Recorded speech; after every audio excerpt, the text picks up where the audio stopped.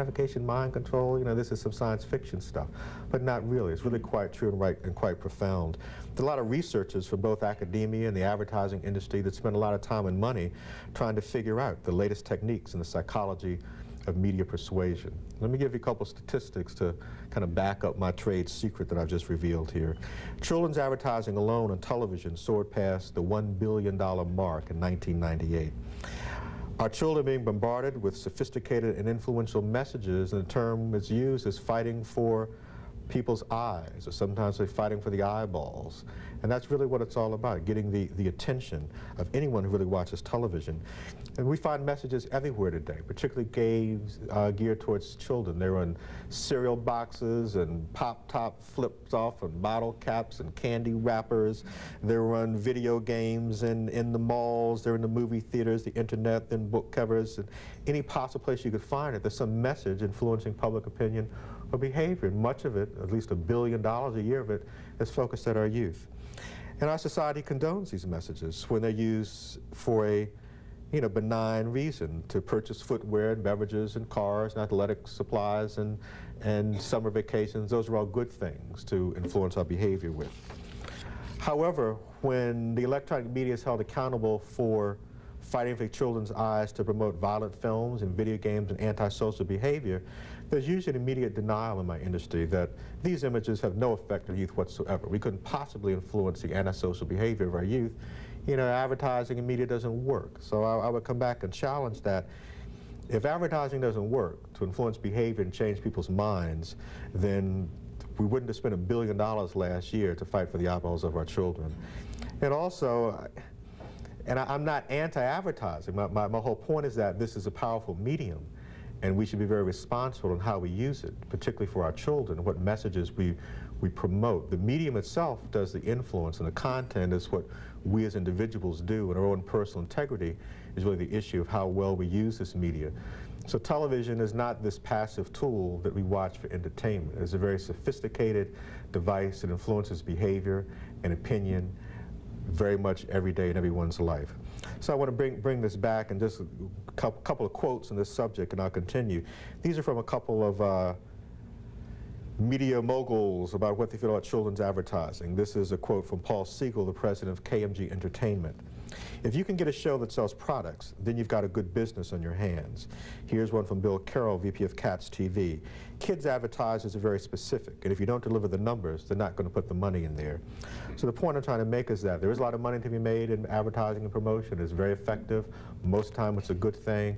But what we do with our children has a lot to do with the rest of our world, our society, and all the problems we face today. And I would say my industry should be much more accountable in what they do. And I think one day, probably not soon, but I suspect maybe 5 or 10 years from now, I suspect somebody's going to have a class action suit against the media, very much like it's taken place in the tobacco industry today. And you'll find that a lot of people will hold mass media very accountable for a lot of things that happen in our society.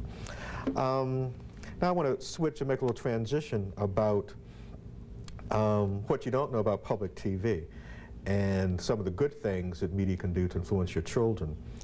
I bet most of you in this room didn't know that the University of Michigan was, in fact, a pioneer in developing content for television in the early days of TV. This goes all the way back to 1948, before TV 20 even existed. And the University of Michigan did a lot of things with the early public television stations from the late 40s to the mid 80s. And one of the most exciting projects that they did was fascinating to me. This is just gives you a sense of the innovation and cutting edge stuff. There was a project called the Midwest Project for Airborne Television. And this project involved an airplane that flew over 6 states and transmitted educational programming to the early television stations way before satellites, before cable, before internet. The University of Michigan, I think it was Purdue University, had this aircraft beaming information down, shaping the future and shaping education today. That was very exciting. A lot of those other people also became the heads of all the early national organizations for public television. A lot of folks in Ann Arbor, I think it evolved, I forget all the names, but there were several different versions of I can't think of names, the Media Union and some other entities that took place over a couple of decades. And I think a lot of those folks left in the pioneering spirit, and they started WNET-TV in New York City, which is one of the major producing television stations today. They also pioneered and founded National Educational Television, which predated PBS. And a lot of these same folks out of Michigan became the first CEOs of the Corporation for Public Broadcasting and Public Radio.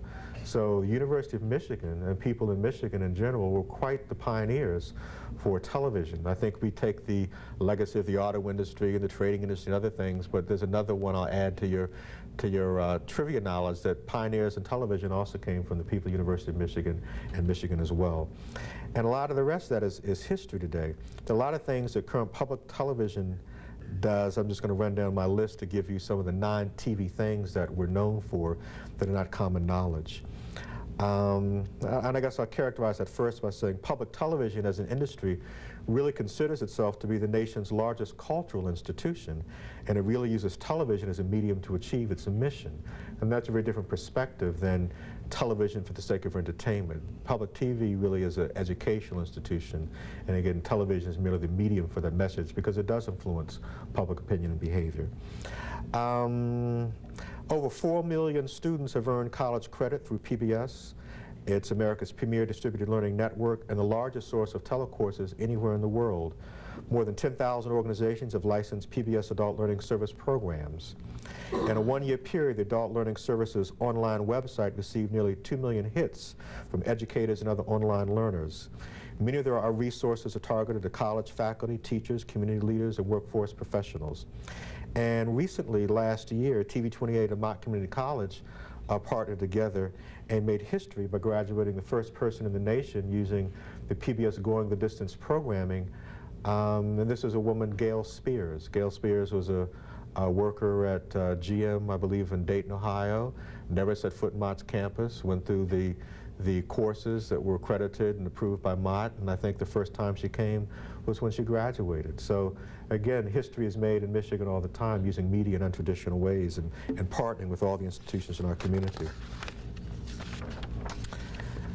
TV28 currently has offered a lot of comprehensive programs and services as well beyond television in our community. We have a variety of telecourses, web telecourses, live satellites events, and professional development that's taken place a lot with different nonprofit organizations and business people for a lot of the off-air services that we provide.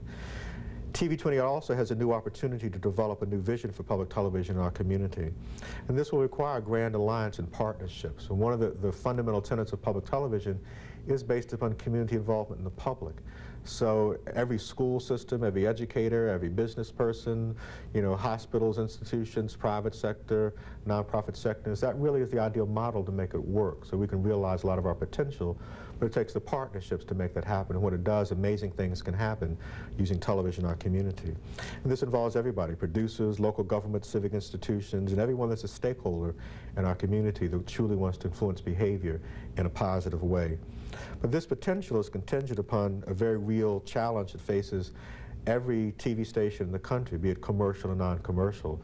The Federal Communications Commission has created an unfunded federal mandate that all TV stations must convert to digital television. For the PBS stations, there are about 353 of them nationwide. We have to convert by 2003 to broadcast a new digital signal. And for the PBS stations nationwide, that's about $1.7 billion that has to be raised to convert. And that's really just for transmission purposes only. When we start to purchase cameras and equipment, that changes the price. Just to give you an idea, in Michigan, we have the Michigan Association of Public Broadcasters, and we're trying to work with the state, as many other stations have done so successfully, to receive some funding from the state government as well as the feds. So